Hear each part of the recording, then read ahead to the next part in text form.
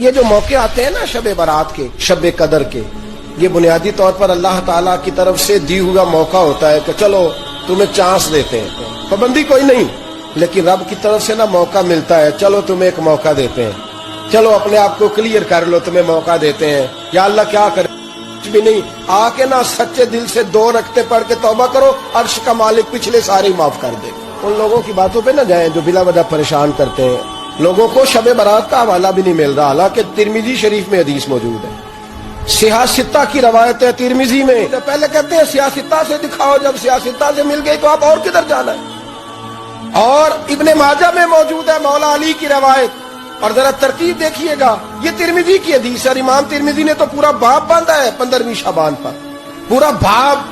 اب تمہاری مرضی ہے اگر تم نئی بات کو سمجھنا چاہتے، لیکن میں نے پہلے بھی کہا تھا، پھر کہتا ہوں، اگر ہمیں کوئی شخص کہتا ہے کہ شب برات کو اٹھ کے نفل نہ پڑھو، تو بھائی نفل ہم نے پڑھنے اللہ کی رضا کے لیے، ہمیں کسی بندے سے ڈگری لینے کی ضرورت نہیں، نہ تو ہمارے اور رب کے درمیان معاذ اللہ کوئی وسیلہ ہے کہ تو کہے گا تو پڑھیں گے، جب دل کرے گا پڑھیں گے، اور جتنے دل کرے گا پڑھیں گے۔ ہم تو نفل کہہ رہے ہیں اس کو، ہم نے کب کہا ہے ضروری ہے جو عشاء پڑھ کے سو جائے فجر تک سویا رہے، ہم اس کو گناہگار نہیں کہہ رہے، لیکن یہ ضرور کہیں گے کہ گولڈن چانس مس کر دیا اس نے، چانس مس کیا ہے، یہ تو اللہ کی رحمت کا موقع تھا۔ حضرت سیدہ عائشہ صدیقہ رضی اللہ تعالی عنہا ارشاد فرماتی ہیں کہ شعبان کی 15ویں رات تھی، یعنی شب برات کی رات، فرماتی ہیں شعبان کی 15ویں رات تھی، میں نے اچانک نظر ڈالی تو حضور میرے بستر میں تھے، پھر میری نظر پڑی تو حضور نہیں تھے، میرے دل میں گمان آیا، خیال آیا کہ شاید کسی اور زوجہ کی طرف حضور کا میلانے تباہ ہو گیا ہو، وہاں تشریف لے گئے ہو۔ فرماتی میں اٹھی باہر گئی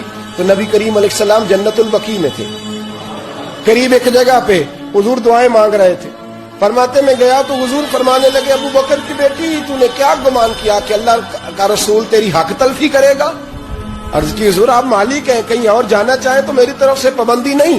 کہتی ہے وہاں کھڑے کھڑے میرے رسول کریم نے بیان فرمایا، یہ ترمذی کے لفظ ہیں، حضور نے فرمایا عائشہ یہ شعبان کی 15ویں رات ہے، مدینے میں سب سے زیادہ بکریاں بنو کلب کا قبیلہ پالتا تھا، فرمایا آج کی رات بنو کلب کے قبیلے کی بکریوں کی تعداد کے مطابق اللہ میری امت کے لوگوں کی بخشی فرما دے گا۔ یہ وہ رات ہے۔ جناب عائشہ صدیقہ رضی اللہ تعالی عنہ نے بات رات کو سنی تنہائی میں، نبی پاک سے رات کو تنہائی میں حضور سے سنی، سویرے جناب عائشہ نے کل امت کو بتائی۔ اگر یہ بات اہمیت والی نہ ہوتی تو بی بی صاحبہ آگے روایت کرتی، یہ کتابوں میں آتی، یہ لوگوں کو بتاتی۔ حضرت عائشہ نے روایت کیا اور مولا علی شیر خدا نے تو کھل کے کہا، ابن ماجہ میں حضرت علی سے پیار کرنے والوں کے لیے الگ عنوان، مولا علی نے کھل کے فرمایا شعبان کی 15ویں رات کو رات عبادت کرنا اور سویرے روزہ رکھنا۔ حضرت علی کے لفظ بائی نہیں سیاستہ میں، رات کو عبادت کرنا، دن کو روزہ رکھنا۔ ویسے تو رب کریم ہر روز تہجد کے وقت پہلے آسمان پر نزول اجلال فرماتا ہے اور لوگوں کو فرماتا ہے کوئی بخشش مانگنے والا؟ کیا انداز ہے مولا علی شیر خدا حدیث روایت کرتے، رنگ کیا ہے؟ فرمایا باقی راتوں میں نا تھوڑا سا پیکج ہوتا ہے، تھوڑا سا آخری حصے میں رات کے شب برات کو نا رات چڑھتے ہی اللہ پہلے آسمان پر جو اس کی شان کے لائق ہے نزول اجلال فرماتا ہے، اور پہلا جملہ یہ فرماتا ہے کوئی معافی مانگنے والا؟ اللہ کرے آپ کو سمجھ آئے، یعنی معافی دینے والا کہہ رہا ہے چلو آؤ ادھر آؤ ذرا معافی مانگو، میں معاف کرنے آیا ہوں، مانگو معافی، ہے کوئی معافی مانگنے والا؟ معاف کر دیں گے۔ اور آپ فرماتے ہیں ہے کوئی رزق مانگنے والا؟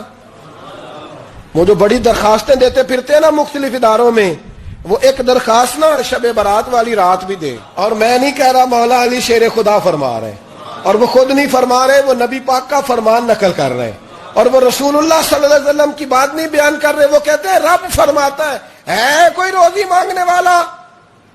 سارے سیٹھوں نوابوں جاگیرداروں کے پاس جا کے تھک گئے ہو، ایک دن میرے کہنے پر، ایک رات، ایک دیہڑی ذرا شب برات والی لگا کے تو دیکھو۔ تو میرے رسول پاک علیہ السلام نے ہمیں یہ میسج دیا، پیغام دیا، فرمایا اس رات جو اولاد مانگے گا رب اسے بھی عطا فرمائے گا، اس رات جو اللہ سے بخشش مانگے گا اللہ اسے بھی دے گا، اس رات جو رب کریم سے عزت مانگے گا اللہ اسے بھی عطا کرے گا۔